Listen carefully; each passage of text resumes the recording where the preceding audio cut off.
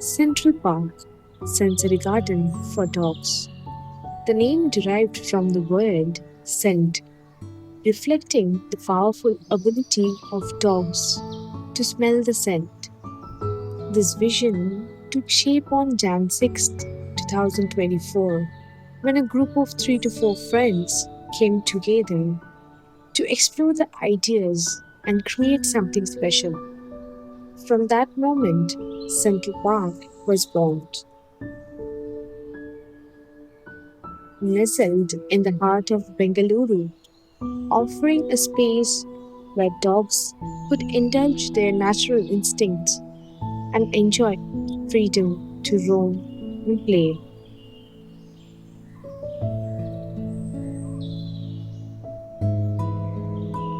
Central Park is far from being just another typical park or dog boarding facility.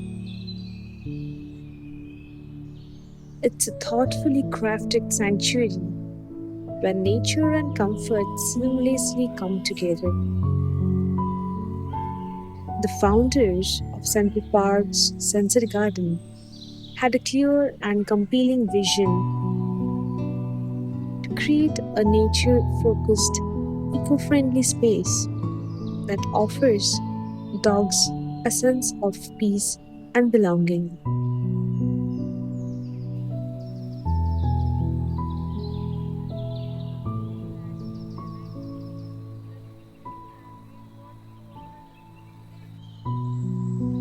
Here, nature isn't just a backdrop, it enhances every experience, providing dogs with a serene, enriching environment.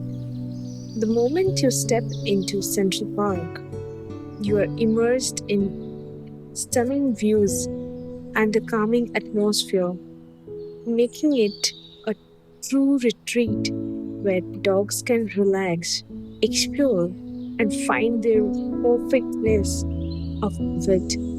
Central Park is a concept which is extremely close to all our hearts.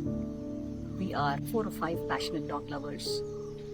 We believe that wonderful creatures have come into our lives only to make our lives better. And I think it's very important that we give them the environment, the ambience for them to survive and for them to have a very healthy and happy space while they are coexisting with us. And that's the whole concept behind Central Park. We have created an environment which is as close to nature as possible. We have tried to include elements like water, grass, wood, sand, and allowed the dogs to explore a space which is very, very close to what they would naturally do in their own environment. Giving the choice to these wonderful creatures is what will make us understand them better and them communicate with us better. We're always talking about changing behaviors. We're always talking about my dog is not friendly, my dog is not social. All these, trust me, are human emotions. Dogs are not meant to be friendly to everybody, right? So I always tell my parents who come visit Central Park to remove certain words from your vocabulary. Remove the words, my dog is not social. Remove the words saying, my dog is aggressive. They're not friendly. They don't do well with other dogs. It's something that humans have wanted. We have created this analogy saying that they need to be friendly, they need to be good with every other dog that they meet. Again, something that we wouldn't want to do as a human ourselves. Don't give them that freedom that they would want. We unnecessarily engage with them. Maybe take a stick, try to shoo them away. Whatever, all those weird things that humans do. The moment those pets come into our houses, you see how the behavior changes. Because they're not given choices. We want them to pee and poo when we think we want to take them out. Imagine if you are allowed, you're given that restriction and say, okay, you can go to the loo and you can go to pee only when I take you for a walk outside twice a day. Would you like that? You wouldn't, right? So why is that the expectation is that the dog needs to fit into my schedule? There has to be an a high level framework or high level routine which the dogs like to fit in. But let's try to keep it as close to their choice as possible. Keep that space within your home where they can pee and poo when they want. I understand these could hinder your overall cleanliness and your routines, but think on those lines. What we're saying is try to understand, widen your scope of thinking around these wonderful things. They do not deserve to be, restricted to being or what the humans want. Give them the choice. Work around their communication patterns. Work around what they like, what they don't like. If they don't like something or they're fearful of something, understand what is creating that fear. Don't try to change that fear by giving them treat and saying, hey, don't get scared, I will give you a treat. We're only looking at behavior change. We're not meeting their underlying needs. And that's what in Central Park we would like to propagate. We would like the parents to understand and work very, very closely with these so that they are in an environment which they absolutely love. They have freedom of choice. And at the same time, they're safe because we are always with them to understand them and communicate. The main attraction of Central Park is the carefully designed sensory garden, a space where dogs can play, explore, and grow their senses.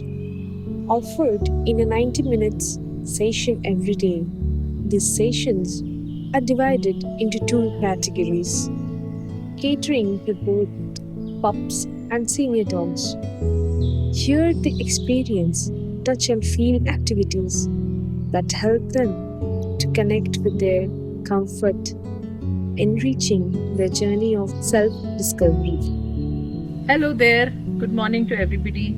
So, I'm Devishri and I'm a canine behavior counselor. It's a very big term, but it's very simple. I watch dogs and their behavior and try to understand how they feel most relaxed or when they're contented, what is their base behavior, what is it that keeps them calm. And most animals, including us, we stay calm. When we are in our normal mode, we are always calm. If we are getting stressed or emotional or angry or reactive, it's almost always a series of things that are happening around us that is making us not calm. So when you study behavior, you try and figure out what are the things that makes an animal or a dog, in my case a dog, calm. And I found in 15 years of work that I've been doing as the urban dog and now as Central Park, I find that mostly dogs are calm if they're able to use their senses in a balanced fashion, and if they're allowed to keep their mind working naturally. Now, when I say natural, I mean that there is a personality of a dog and he has his own likes and dislikes around what he wants to do and what he doesn't want to do. But if me as a human being have decided for him what he needs to do because that is the good dog behavior, then automatically I'm ending up pushing my dog to do something that he might not want to do at some point of time. And that is when you begin to see a buildup of stress. And when there is a stress buildup, the dog starts expressing stress in a different fashion. It could be through a growl, it could be through barking, it could be through hyperactivity, and that is what people call disobedience or undesirable behavior, none of which is right. So when we work in a behavior method, we do not look at fixing a dog. We try and understand the dog's personality and what is it that keeps him or her calm. And we try and provide him an environment that can help him be himself.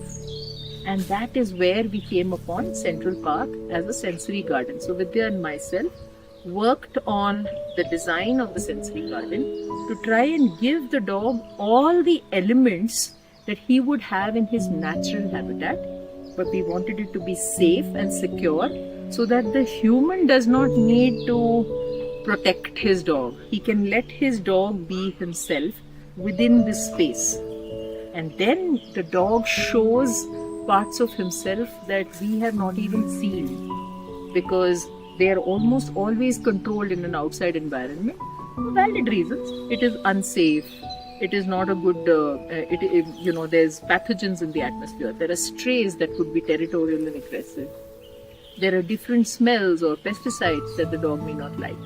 So all of that ends up causing us to control our dogs because we want them to be safe. But in a place like this, it is a safe space. So we encourage our human beings to let their dogs be, enjoy themselves, and then begin to show them what the dog likes and what the dog doesn't like. And what he doesn't like, he stays away from. And what he likes, he allows him to enjoy. And that means you see a very different personality of a dog at this point in time. And that is what Central Park is all about. When we get stressed, we go to the forests, we go to resorts, we go to hotels, we go to beaches. Whatever we enjoy is where we book and we go to relax so that we can come back into a stressful existence again. Our dogs, even then, go into boarding. Boarding is as stressful for them as is normal living. And that, to us, is again part of Central Park concept. So we've created a boarding which is a house for dogs with humans living in it. And that again helps them relax because they're in a habitat that is very close to their natural habitat, and so they're very comfortable in it. That is what this is all about. It features a cozy workspace and cafeteria for humans, where in addition to delicious food for people,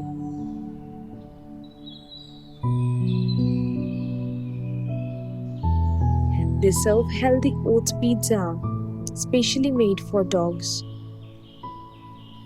It's a place where both pet and their parents can enjoy together.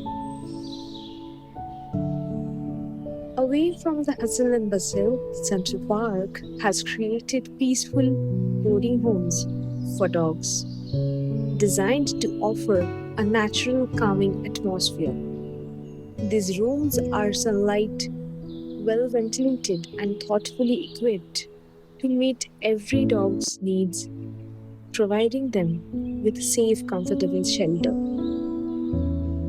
We're trying to create a little ecosystem here where all kinds of activities can be done with your dogs in a space where there is mental stimulation as well as interaction with other species, whether it's dogs, whether it's humans, whether it's food, environment, everything. We're trying to make it as natural as possible in terms of day-to-day living. And on a closing note, don't look at us as resorts or cafes who are pet friendly, right?